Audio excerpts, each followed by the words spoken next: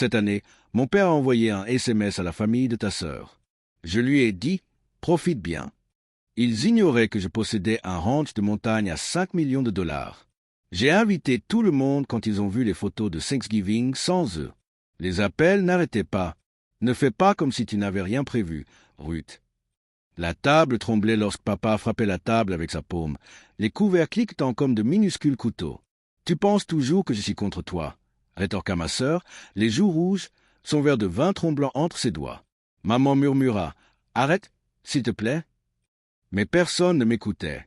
Personne. Je m'assis dans un coin, silencieuse comme toujours, mon verre d'eau intact. Puis le regard de papa se posa sur moi, acéré et accusateur. « Toi, Ethan, dis-leur ce que tu as fait. » Le silence figea la pièce. Je m'appelle Ethan Rowan, j'ai 26 ans. L'oublier. J'ai toujours été l'ombre silencieuse des disputes familiales. Blâmer quand c'était opportun, ignorer quand la paix revenait. Ils prennent le silence pour de la faiblesse. Mais le silence se souvient. Et ce soir, chacun d'eux apprendra combien je me souviens. Les membres de la famille m'ont présenté Ruth, 32 ans, ma sœur aînée. Langue acérée, toujours l'élu.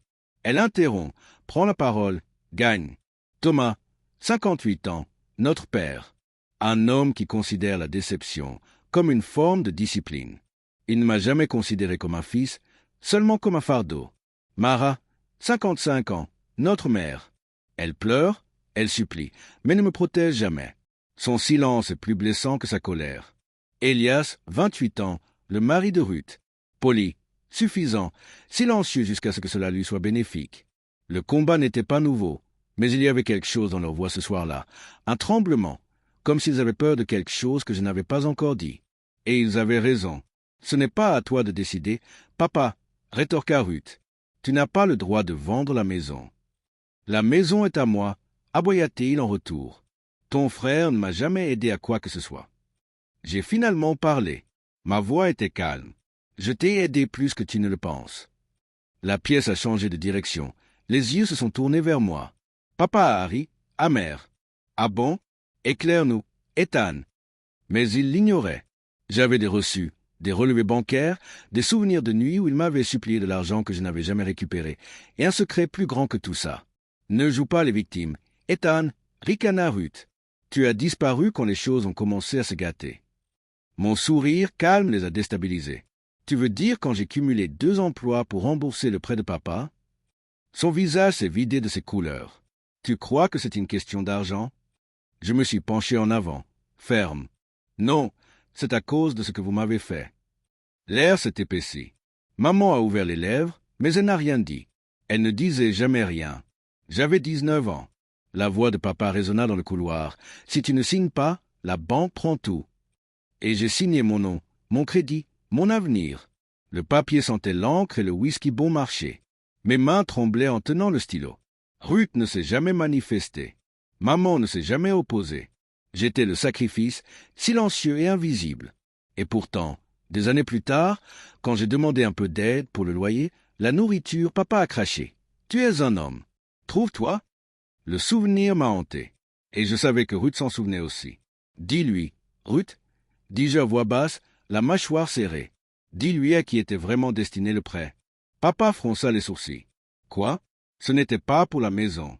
C'était pour elle, pour le désordre de Ruth, les dettes, les jeux d'argent, l'accident qu'elle a dissimulé. » La pièce explosa. « Tu quoi? » Le visage de papa s'éclaircit, les veines saillantes. Maman sanglota. « Ethan, s'il te plaît. » Ruth balbutia. « Tu ne sais pas de quoi tu parles? » Même moi, je savais. Comme toujours. Les voix se chevauchaient comme des coups de feu. « Tu m'as menti. Papa, écoute. Tais-toi, Ruth. » Je me suis assis, calme, tandis que la tempête se dissipait. Puis je me suis redressé. Je t'ai donné tout mon silence. Ce soir, je te dis la vérité. Elias me fusilla du regard. Tu te prends pour un héros? Mais maman, tremblante, brisée, murmura pour la première fois. Il a raison.